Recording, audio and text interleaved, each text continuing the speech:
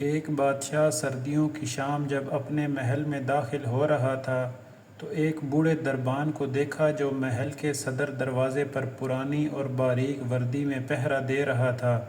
بادشاہ نے اس کے قریب اپنی سواری کو رکوایا اور اس ضعیف دربان سے پوچھنے لگا، سردی نہیں لگ رہی؟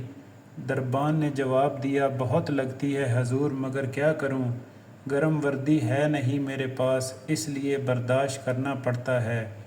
بادشاہ نے کہا کہ میں اندر جا کر آپ کو ایک گرم جوڑا بھجوا دیتا ہوں۔ دربان نے خوش ہو کر تشکر کا اظہار کیا، لیکن بادشاہ جیسے ہی گرم محل میں داخل ہوا، دربان کے ساتھ کیا ہوا وعدہ بھول گیا۔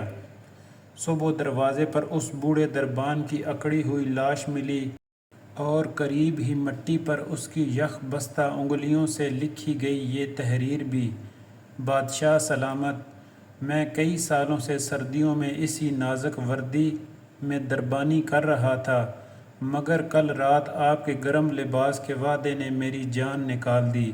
سہارا بنے ضرور اپنوں کا، مگر صرف لفظوں سے نہیں، عملی طور پر۔ اللہ ہم سب کو ایک دوسرے کی مدد کرنے کی ہمت دے، آمین۔